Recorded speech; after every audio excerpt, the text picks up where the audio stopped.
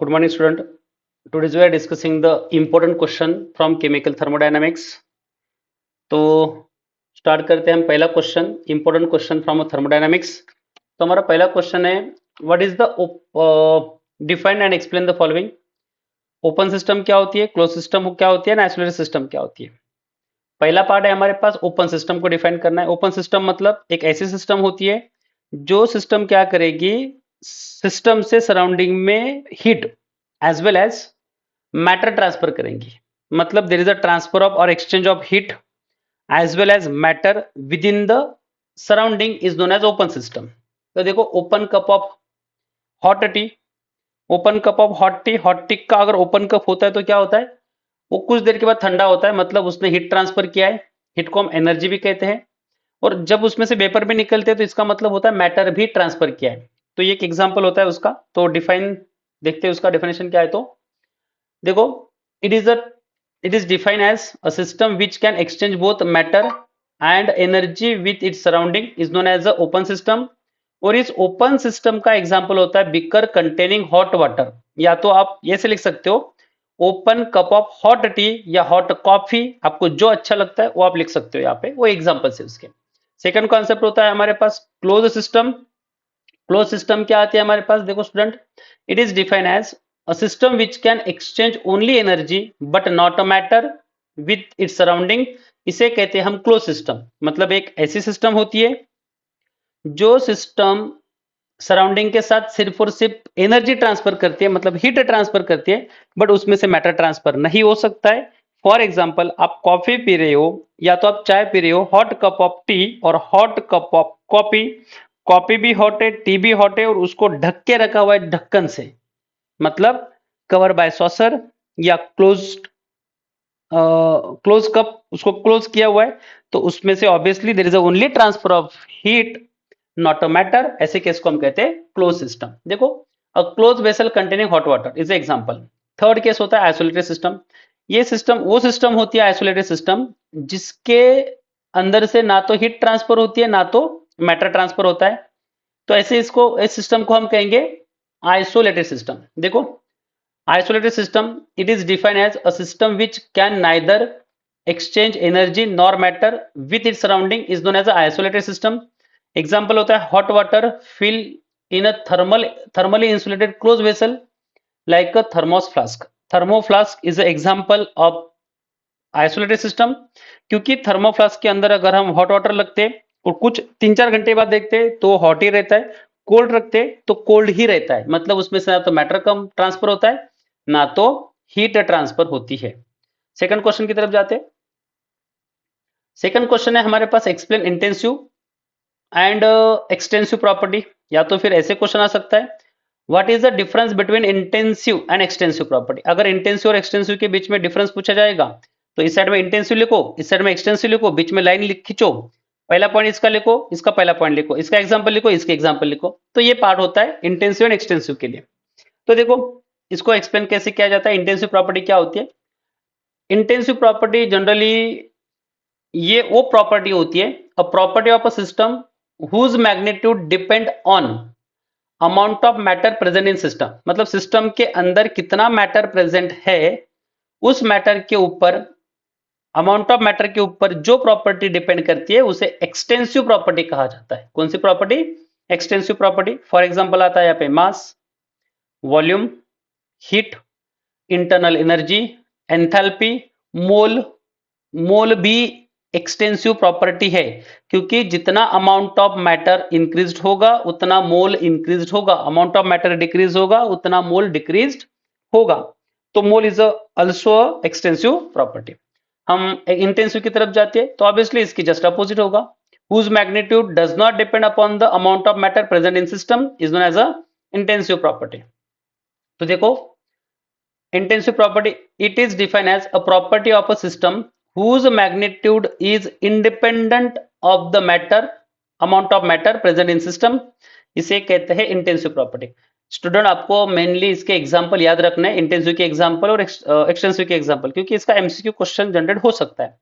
देखो refractive index, density, viscosity, temperature, pressure, boiling point, melting point, freezing point of a pure liquid, surface tension.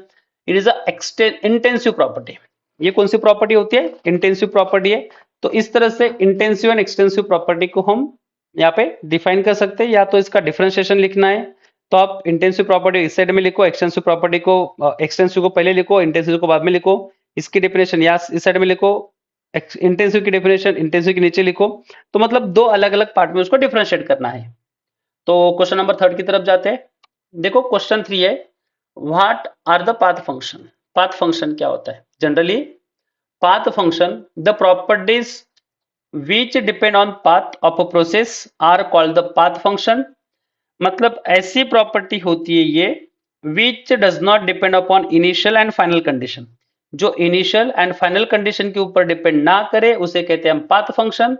और यहाँ पे हमारे पास particularly example आता है वर्क एंड हीट.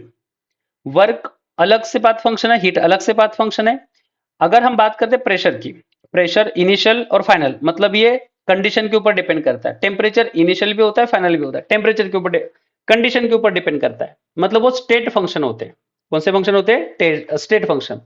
और एक बात बताना चाहता हूं, अगर हम वर्क को और हीट को ऐड करते हैं, वर्क प्लस हीट, ये अगर हम ऐड करेंगे वर्क प्लस हीट को, तो ये पाथ फंक्शन नहीं रहेगा. तो ये बन जाएगा स्टेट फंक्शन, क्योंकि ये इंटरनल एनर्जी के इक्वल हो जाता है. Internal energy is equal to work plus heat and internal energy होती है स्टेट फंक्शन. तो ये याद रखो आप, वर्क सेपरेटली पाथ फंक्शन है, हीट सेपरेटली पाथ फंक्शन है. अगर दोनों को ऐड करते हैं हम यहाँ पे वर्क और हीट को, तो ये बन जाता है स्टेट फंक्शन. क्वेश्चन नेक्स्ट है हमारे पास, question number 4, define and explain different type of processes.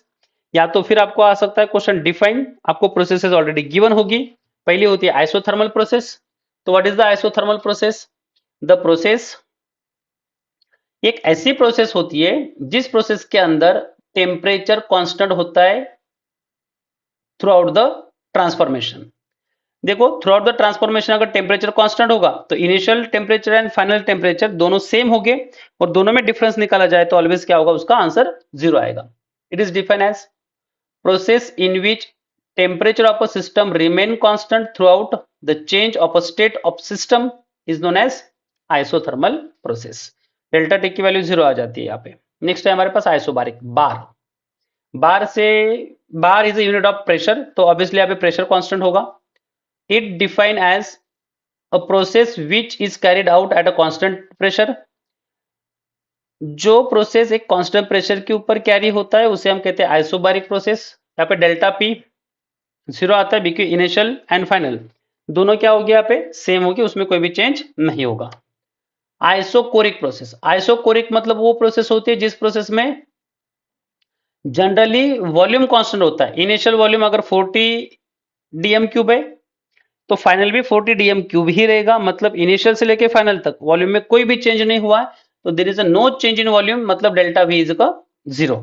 The process which carried out at a constant volume of a system is known as isocoric process. Next process होती है हमारे पास adiabatic. Adiabatic process के अंदर क्या होगा? It is defined as process in which there is no exchange of heat energy between the system and its surrounding is known as adiabatic process. देखो adiabatic process में heat constant रहती है, heat exchange नहीं होती है system से surrounding में या सराउंडिंग से सिस्टम में. तो ऐसे केस के अंदर ये Q इज इक्वल टू 0 रहेगा. देखो यहाँ पे 3 केस में, देखो पहले डेल्टा टी लिखा है, डेल्टा पी लिखा है, डेल्टा वी लिखा है, बट यहाँ पे डेल्टा नहीं लिखा है क्योंकि ये जो होता है Q it is a path function, और ये तीनों जो है ये है state function, and that is the reason they are written in the delta change. तो ये चेंज में नहीं लिखा जाता. देखो नेक्स्ट है हमारे पास प्रोसेस, प्रोसेस नंबर 5, वो है रिवर्सिबल प्रोसेस. रिवर्सिबल प्रोसेस क्या होती है? A process carried out in a such manner that every stage the driving force is only infinitesimally greater than that of the opposing force. मतलब इसमें क्या होता है, जो ड्राइविंग फोर्स होता है वो क्या होता है? थोड़ा चेंज होता है. किससे? अपोजिंग फोर्स से. मतलब वो ग्रेटर होता है, थोड़ा बढ़ जाता है. तो उस कारण क्या हो जाती है? प्रोसेस रिवर्स हो जाती है. And it can be reverse by infinitesimally increase in force. तो फोर्स भी इंक्रीज हो जाता है, इसलिए वो चेंज हो जाती है, रिवर्स हो जाती है. And a system exists in equilibrium with its surrounding throughout तो ऐसे केस को कहते हैं हम reversible process. Generally student reversible process से मैकेनिकल प्रोसेस होती है, तो मैकेनिकल कॉन्सेप्ट के अंदर पार्ट आता है। देखो नेक्स्ट क्वेश्चन है हमारे पास fifth question, show that pressure volume is equal to work. हमें प्रेशर वॉल्यूम को वर्क के इक्वल शो करना है, प्रेशर इनटू वॉल्यूम। तो जनरली हमारे पास पार्ट होता है कि वर्क डन क्या होता है। वर्क डन मतलब क्या होता है, फोर्स इनटू डिस्प्लेसमेंट। फोर्स और डिस्प्लेसमेंट का मल्टीप्लीकेशन मतलब क्या होता है, वर्क डन। देखो work is defined as the energy by which a body is displace, मतलब एक एनर्जी से जो बॉडी डिस्प्लेस होगी या फोर्स से जो बॉडी डिस्प्लेस होगी through the distance D by applying force, उसे कहते हैं work done. W is equal to F into D. W is equal to F into D. F मतलब होता है फोर्स, डी मतलब डिस्प्लेसमेंट। हमारे पास जब हम फोर्स अप्लाई करते हैं तो ऑब्वियसली वहां पे वो टर्म प्रेशर के टर्म में एक्सप्रेस होगी, pressure within the area. देखो हमें फोर्स को एक्सप्रेस करना होता है, force in terms of the pressure. तो force is equal to pressure into area. If you are putting the value of F in this equation, मतलब इस F को यहाँ पे अगर पुटअप करेंगे तो हमें क्या मिलेगा, यहाँ पे P इंटू ए। P इंटू ए अगर मिलता है तो इसके लिए पुटअप करेंगे तो W क्या होगा हमारा, तो W will become P into A into D. और हमारे पास होता है A इंटू डी मतलब एरिया इंटू डिस्प्लेसमेंट, तो ये बनता है चेंज इन वॉल्यूम। क्या होता है, चेंज इन वॉल्यूम। तो P इंटू ए इंटू डी की वैल्यू हम डेल्टा V पुटअप करेंगे, और डेल्टा V को अगर पुटअप करते हैं तो हमारे पास इक्वेशन मिलके आता है W is equal to P into delta V। W is equal to P into delta V, ये वैल्यू मिल गई क्योंकि हमने A इंटू डी की वैल्यू क्या पुटअप की, यहाँ पे dV पुटअप की। तो ये होता है हमारे पास W is equal to P into delta V, मतलब PV is equal to work done. तो नेक्स्ट क्वेश्चन है हमारे पास, देखो 0.2 mole of an ideal gas are expanded isothermally from 12 dm cube to 25 dm cube against the pressure of 3 bar, calculate the work done. हमें work क्या पे find out करना है, वर्क ऑब्टेन करना है। तो फॉर्मूला कौन सा यूज होगा, तो ऑब्वियसली आपके पास ये वाला फॉर्मूला है यहाँ पे, W is equal to P into delta V। तो डेल्टा V का मतलब होता है change in volume, V2 minus V1। तो V2 क्या है हमारे पास 25, V1 कितना है 12। 25 माइनस 12 अगर करते हैं तो 13 आ जाता है, तो 13 को P से मल्टीप्लाई करो। 13 से अगर P से मल्टीप्लाई कर दे तो कितना है P, 3 है। 3 इंटू 13 जो भी आपका आंसर होगा तो होगा वर्क डन। इसका और भी डिटेल में पार्ट मैंने वीडियो में एक्सप्लेन किया है, तो जिनको भी इसमें कुछ दिक्कत है इस पार्ट के अंदर या न्यूमेरिकल में कुछ दिक्कत होती है, यूनिट कैसे चेंज करना है, तो इसका लिंक इस पर्टिकुलरली प्रेशर वॉल्यूम वर्क का जो लिंक है या उसका जो एक्सप्रेशन है, उस एक्सप्रेशन के बारे में मैंने एक वीडियो में एक्सप्लेन किया है। उस वीडियो की लिंक डिस्क्रिप्शन बॉक्स में आपको मिल जाएगी, तो उस पर जाके आप चेक कर सकते हो। तो नेक्स्ट क्वेश्चन की तरफ जाते हैं। क्वेश्चन नंबर 7 अगेन हमारे पास आया, deduce the expression for maximum work done. देखो स्टूडेंट अभी मैंने जस्ट से बताया आपको कि लिंक वीडियो की जो पर्टिकुलरली एक्सप्लेन किया हुआ है वीडियो के अंदर, उसकी लिंक मैंने डिस्क्रिप्शन बॉक्स में दी है, तो आप उस वीडियो को जाके चेक करो। और मैक्सिमम वर्क का जो एक्सप्रेशन है बहुत ही इंपॉर्टेंट है, आपको 2 मार्क्स के लिए भी आ सकता है, 3 मार्क्स के लिए भी ये क्वेश्चन आ सकता है, या तो इसके रिलेटेड न्यूमेरिकल पार्ट्स है, वो न्यूमेरिकल पार्ट आपको पेपर में आ सकते हैं, आते हैं, आ चुके हैं, इसलिए आप इसको अच्छी तरह से करके रखो। देखो नेक्स्ट क्वेश्चन है हमारे पास, ये क्वेश्चन इसी के ऊपर रिलेटेड है। 3 mole of an ideal gas compress isothermally and reversibly. देखो यहाँ पे वर्क डन गिवन है, reversibly of a volume 2 dm cube, मतलब 2 dm क्यूब वॉल्यूम चेंज हो चुका है। The work done is something is given and calculate the initial volume of a gas. Initial volume find out करना है हमें। तो student यहाँ पे आपको फॉर्मूला कौन सा यूज करना होगा, वर्क डन के 2 फॉर्मूलाज है। प्रीवियस टर्म में भी हमने वर्क डन का फॉर्मूला डिस्कस किया, यहाँ पे एक वर्क डन का फॉर्मूला है हमारे पास, तो दोनों में कौन सा फॉर्मूला यूज करना है। मोस्ट ऑफ द स्टूडेंट यहाँ पे कंफ्यूज हो जाते हैं। तो देखो स्टूडेंट प्रीवियस फॉर्मूला जो था वो किसके लिए यूज करना है, वीडियो के अंदर तो पूरा डिटेल में उसको एक्सप्लेन किया हुआ है, पर तभी भी आपको बता रहा हूँ कि वो कहाँ पे यूज करना है और कैसे यूज करना है। जिस क्वेश्चन के अंदर आपको अगर अगेंस्ट प्रेशर और एक्सटर्नल प्रेशर ये वर्ड दिखाई देता है, तो आपको यूज करना है W is equal to minus P external delta V। क्या यूज करना है, minus P external delta V, ये वाला फॉर्मूला यूज करना है। अगर आपको ये क्वेश्चन, अभी दूसरा फॉर्मूला को इसके लिए यूज करेंगे, अगर आपको क्वेश्चन के अंदर ऐसी गिवन है isothermally and reversibly part given है, कौन सा पार्ट गिवन है, आइसोथर्मली एंड रिवर्सिबली, तो आपको मैक्सिमम वर्क डन का फॉर्मूला यूज करना है। यहाँ पे वो फॉर्मूला दिया नहीं है, आप वीडियो में जाके उसको चेक करो, न्यूमेरिकल भी वहीं पे सॉल्व किया हुआ है, आप उसको अच्छी तरह से एक बार देख सकते हो। देखो नेक्स्ट पार्ट है carbon monoxide expand isothermally and reversibly at 300 kelvin.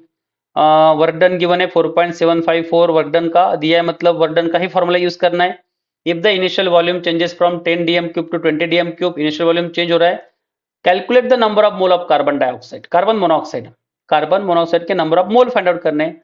मतलब ये वाला isothermally and reversibly part given होता है तो आपको यूज करना होता है मैक्सिमम वर्क डन का फॉर्मूला। इसकी लिंक डिस्क्रिप्शन बॉक्स में है, वहां पे जाके इसके फॉर्मूलाज को, ये एक्सप्रेशन जो गिवन है इस एक्सप्रेशन को आप देख लो, सॉल्व करो, आपको ये क्वेश्चंस पेपर में दिखाई देंगे। नेक्स्ट क्वेश्चन है explain the formulation of the first law of thermodynamics, या तो क्वेश्चन ऐसे आ सकता है deduce the mathematical equation for the first law of thermodynamic, justify its expression. तो हमें इसके एक्सप्रेशन जस्टिफाई करने होते हैं। तो देखो यहाँ पे स्टूडेंट क्या पार्ट होता है, जनरली अगर ये देखा जाए तो फर्स्ट लॉ क्या स्टेट करता है, first law of thermodynamics generally depend of conservation of energy. ये क्या एक्सप्लेन करता है, conservation of energy. Conservation of energy मतलब energy neither be create nor be destroyed, it can be change from one form to another form. एक form से दूसरे form में energy क्या होती है, चेंज होती है, उसे कहते हैं हम फर्स्ट लॉ ऑफ थर्मोडायनामिक्स। देखो इस केस के अंदर क्या होता है ना, सिस्टम की एनर्जी और सराउंडिंग की एनर्जी अगर चेंज होती है, सिस्टम की एनर्जी कम होगी तो ऑब्वियसली सराउंडिंग की एनर्जी बढ़ेगी, मतलब ये वाइस वर्सा चलता रहता है। बट यूनिवर्स की जो एनर्जी होती है ओवरऑल कांस्टेंट होती है। तो इसका भी लिंक डिस्क्रिप्शन बॉक्स में गिवन है, आप उसको जाके चेक कर सकते हो, तो आपको ये पता चल जाएगा कि क्या होता है। तो यहाँ पे भी डिफाइन किया है, बट वहां पे बहुत अच्छे से डिफाइन किया है, तो वहां पे जाके आप चेक कर सकते हो उसे। देखो आंसर है the first law of thermodynamics is based on principle of conservation of energy, मतलब Q is the heat absorbed by the system and W is work done by the surrounding on a system, then internal energy of the system will be increases।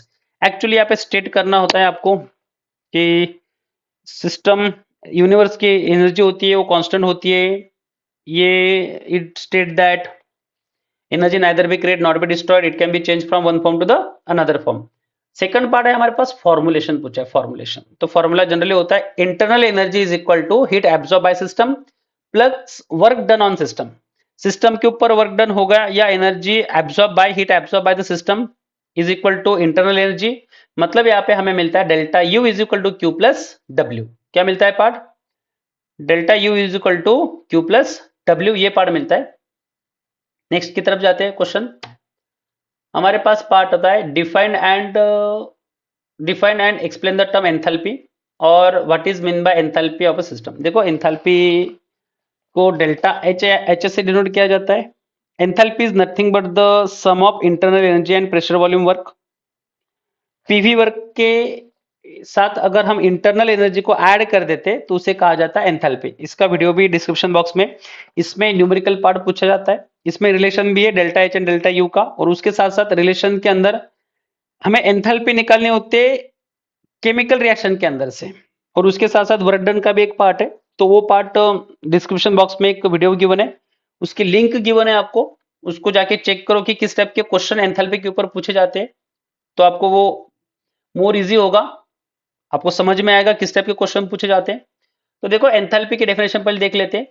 It is defined as total energy of a system consisting of the internal energy and pressure volume type of the energy, मतलब PV type of energy and internal energy जो भी होती है उसको कहते हैं हम enthalpy.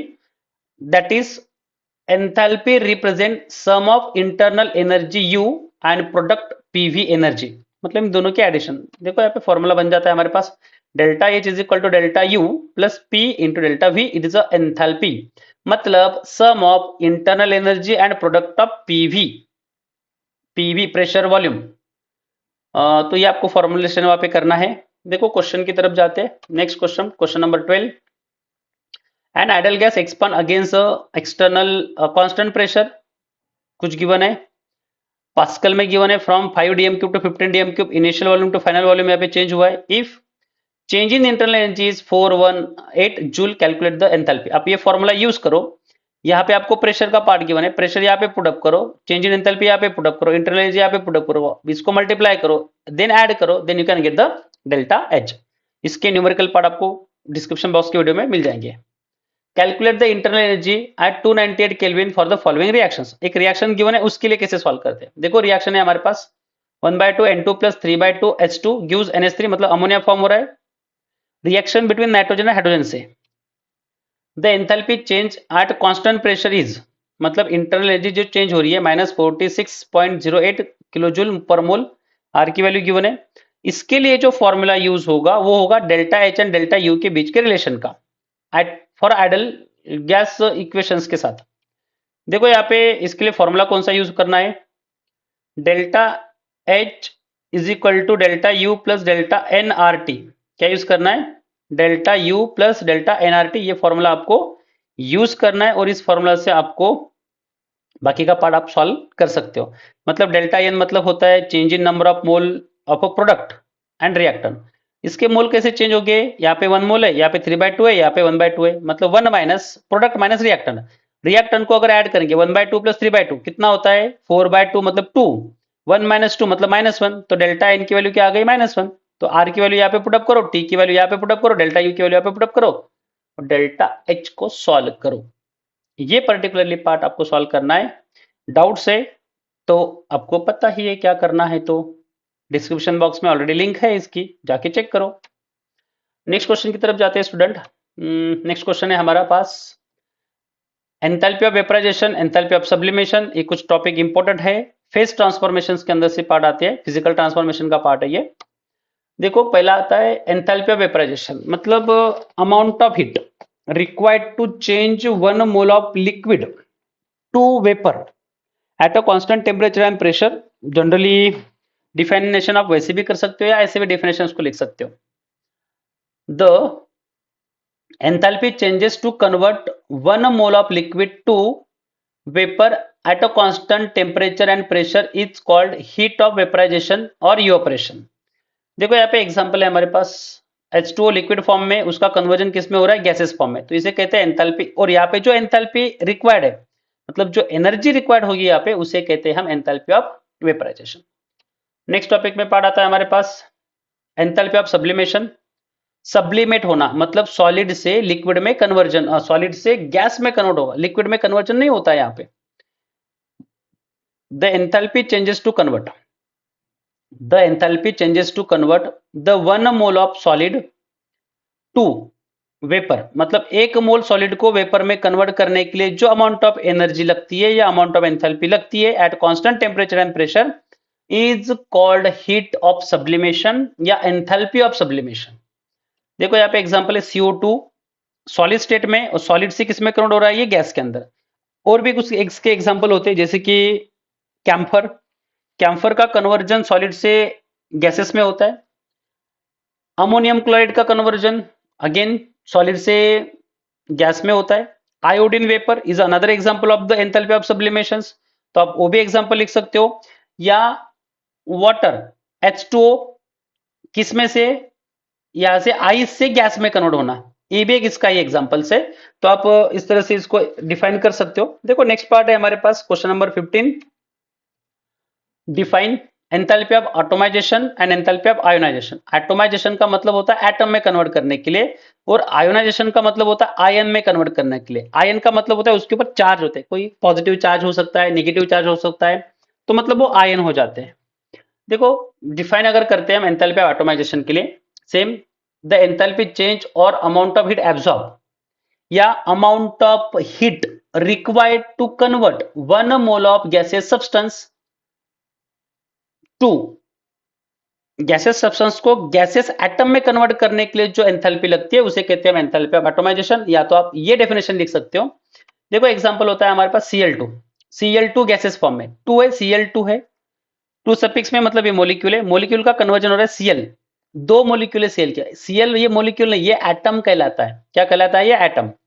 तो Cl मॉलिक्यूल का कन्वर्जन एटम में होता है, ये एटमाइजेशन कहलाता है। CH4 मीथेन है, मीथेन का कन्वर्जन कार्बन प्लस हाइड्रोजन में हो रहा है, हाइड्रोजन के 4 एटम है, इसे कहते हैं एंथैल्पी ऑफ एटॉमाइजेशन। मतलब मॉलिक्यूल को, सब्सटेंस को एटम में चेंज करने के लिए जो अमाउंट ऑफ एंथैल्पी लगती है उसे कहते हैं एंथैल्पी ऑफ एटॉमाइजेशन। नेक्स्ट पार्ट होता है इसका सेकंड, एंथैल्पी ऑफ आयोनाइजेशन। देखो आयन बनने के लिए कुछ एनर्जी लगेगी और उस एनर्जी से क्या होगा, या तो इलेक्ट्रॉन लूज होगा, रिमूव होगा एक पर्टिकुलर गैसेस एटम से, या तो इलेक्ट्रॉन गेन होगा एक पर्टिकुलर गैसेस एटम से।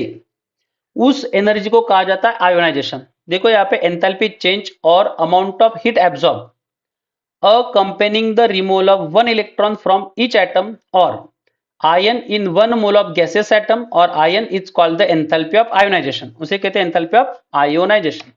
देखो एग्जांपल आता है सोडियम गैसेस फॉर्म में, क्या दे रहा है ये, सोडियम एटम है, यहाँ एटम का यहाँ पे ये सोडियम क्या करेगा, एक इलेक्ट्रॉन देगा, मतलब एक इलेक्ट्रॉन रिमूव करेगा, तो यहाँ पे Na प्लस बन जाएगा। अगर इस इलेक्ट्रॉन को हम इस साइड में लिखते हैं तो Na माइनस इलेक्ट्रॉन होता है और gives Na and become Na plus, क्योंकि जो भी एलिमेंट इलेक्ट्रॉन देता है वो क्या बनता है, आयन बनता है। या तो फिर ऐसे हो सकता है, कोई एक इलेमेंट होगा वो इलेक्ट्रॉन लेगा तो इलेक्ट्रोनेगेटिव बनेगा, ये इलेक्ट्रॉन लूज कर रहा है तो इलेक्ट्रोपॉजिटिव बनेगा, तो इसे कहते हैं enthalpy of ionisation. Question number 16 है हमारे पास। देखो what is the thermochemistry. Generally thermochemistry deal with the change in enthalpy या change in energy in chemical reaction. Chemical reaction में जितने भी एनर्जी चेंज हो रही है उसके साथ ये डील करता है, इसलिए इसको कहते हैं थर्मोकेमिस्ट्री। देखो thermochemistry study of the heat changes और enthalpy changes during the chemical reaction is called thermochemistry. बहुत इंपॉर्टेंट है, थर्मोकेमिस्ट्री की डेफिनेशन लर्न करके रखना है। नेक्स्ट है हमारे पास, given the following equation calculate the standard enthalpy of formation. देखो एंथैल्पी फॉर्मेशन का जो भी पार्ट है इसके कुछ वीडियो की लिंक डिस्क्रिप्शन बॉक्स में है, थोड़ा डिटेल में वहां पे बताया कैसा क्वेश्चन कैसे सॉल्व करना है, फॉर्मूला कौन सा किसके लिए कब यूज करना है, कितने टाइप के एंथैल्पी आपको पेपर में पूछी जा सकती है। जनरली 3 टाइप के एंथैल्पी के ऊपर आपके क्वेश्चन हो सकते हैं, एंथैल्पी ऑफ फॉर्मेशन हो सकता है या एंथैल्पी ऑफ कंबशन हो सकता है, पहला केस। दूसरा होता है बॉन्ड एंथैल्पी और तीसरा होता है हिज लॉ। ये 3 बेसिस के ऊपर आपको क्वेश्चन आ सकते हैं। देखो यहाँ पे एक क्वेश्चन गिवन है Fe plus 3/2 O2 gives Fe2O3 और इसका डेल्टा H निकालना है, और हमें उसके 2 सब टाइप गिवन है, एक 1 गिवन है, सेकंड गिवन है। देखो जनरली ये जो पार्ट होता है ना ये हिज लॉ के ऊपर बेस्ड है, ये क्यों बेस्ड है क्या बेस्ड है इसका डिटेल पार्ट वीडियो के अंदर गिवन है, तो आप उस डिस्क्रिप्शन बॉक्स के अंदर के लिंक को चेक करो और इस न्यूमेरिकल को कैसे सॉल्व करते हैं वो भी देख लो। नेक्स्ट क्वेश्चन है calculate the standard enthalpy of combustion of acetic acid. यहाँ पे CH2 की जगह पे 3 चाहिए, ये 3 है यहाँ पे। From the following data delta F H not given है, मतलब इसका मतलब होता है एंथैल्पी ऑफ फॉर्मेशन गिवन है। कंबशन हो रहा है मतलब ऑक्सीजन के साथ रिएक्शन होगी, ऑक्सीजन के साथ रिएक्शन होगी मतलब CO2 एंड H2O फॉर्म होगा। तो इसका पार्ट कैसे पुटअप करना है, इसके लिए फॉर्मूला कौन सा यूज होता है, तो ये तीनों भी जो इक्वेशन है ना, hedge law, enthalpy of combustion और एंथैल्पी ऑफ फॉर्मेशन का इक्वेशन कैसे सॉल्व करना है और बॉन्ड एंथैल्पी का पार्ट कैसे सॉल्व करना है, इन तीनों का पार्ट एक ही वीडियो के अंदर सॉल्व किया हुआ है, आप उसे चेक कर लो। Calculate the enthalpy of reactions, इसे एंथैल्पी ऑफ रिएक्शंस कहते हैं। एक केमिकल रिएक्शन गिवन है फॉर फॉलोइंग डेटा। यहाँ पे देखो हमें ये फॉर्मूला कब यूज करना है, जैसे कि CH बॉन्ड की एंथैल्पी गिवन है, carbon carbon oxygen oxygen double bond की एंथैल्पी गिवन है, कार्बन ऑक्सीजन डबल बॉन्ड की एंथैल्पी गिवन है एंड ऑक्सीजन हाइड्रोजन की एंथैल्पी गिवन है। तो ये बॉन्ड एंथैल्पी से सॉल्व किया जाता है क्योंकि बॉन्ड गिवन है, यहाँ पे बॉन्ड रिप्रेजेंट किए और इसके एंथैल्पी गिवन है, इसीलिए इसको बॉन्ड एंथैल्पी से सॉल्व किया जाएगा। और इसका पार्ट कैसे सॉल्व करना है ऑलरेडी मैंने कहा है, डिस्क्रिप्शन बॉक्स में वीडियो चेक कर लो, आपको तीनों भी एंथैल्पीज का न्यूमेरिकल्स मिल जाएंगे। सेम क्वेश्चन है calculate the enthalpy of automisation या डिसोसिएशन। ये क्वेश्चन सेम इसी पार्ट से सॉल्व होता है, बॉन्ड एंथैल्पी गिवन है। अब चेक करो इसको, क्वेश्चन नंबर 21 की तरफ जाते हैं student. Calculate the enthalpy of formation of propane from the following data. Following data से मतलब आप समझ चुके होंगे, ये क्वेश्चन भी आपको बॉन्ड एंथैल्पी के साथ ही सॉल्व करना पड़ेगा। बॉन्ड एंथैल्पी को कैसे सॉल्व करते हैं, एंथैल्पी ऑफ फॉर्मेशन या एंथैल्पी ऑफ कंबशन को कैसे सॉल्व करते हैं एंड हिज लॉ को कैसे सॉल्व करते हैं, एक ही वीडियो में तीनों भी पार्ट है, देख लो उसे। नेक्स्ट क्वेश्चन की तरफ जाते हैं। Define Gibbs free energy and change in free energy, what are the unit of Gibbs energy. और तो क्वेश्चन ऐसे आ सकता है, derive the relation between delta G and delta S total. देखो generally delta G Gibbs energy होती है, delta S होता है entropy. Gibbs free energy, G is define as, G को अगर डिफाइन करना है गिब्स एनर्जी मतलब होता है difference between enthalpy and product of temperature and entropy. क्या डेफिनेशन बोली स्टूडेंट मैंने? डेफिनेशन अच्छी तरह से नोट करके लिखो। Gibbs energy is a difference between temperature and product enthalpy and product of temperature and entropy। देखो यहाँ पे फॉर्मूला लिखा है G is equal to H minus T S at a constant temperature and pressure. Change in Gibbs energy क्या होती है? Delta G is equal to delta H minus T delta S. इसको change in temperature के constant temperature and pressure के basis के ऊपर लिखा जाता है। नेक्स्ट पार्ट है हमारे पास define second law of thermodynamics. इसकी डेफिनेशन, इसका डिटेल पार्ट, इसके न्यूमेरिकल पार्ट कैसे होते हैं, गिब्स एनर्जी के न्यूमेरिकल पार्ट्स कैसे होते हैं, ये आपको डिस्क्रिप्शन बॉक्स में जो लिंक गिवन है उसमें मिल जाएंगे। 3-4 वीडियो है, उसे देख लो, उसको अच्छी तरह से प्रैक्टिस करो। चैप्टर इंपॉर्टेंट है। बेस्ट लक आपके अपकमिंग बोर्ड एग्जामिनेशन के लिए। और बोर्ड एग्जामिनेशन के पहले आपका जो भी पार्ट अभी प्रीलिम स्टार्ट होगी उसके लिए या कुछ अदर एग्जामिनेशन हो सकते हैं उसके लिए भी। Okay, best luck and thank you. किसी को भी डाउट्स है तो डिस्क्रिप्शन बॉक्स में आप मैसेज कर सकते हो या आपका मैसेज ड्रॉप कर सकते हो, तो उसे मैं पढ़ लूंगा, तो उसके ऊपर आपको डेफिनेटली कुछ गाइडेंस मिल जाएगा। Okay, thank you.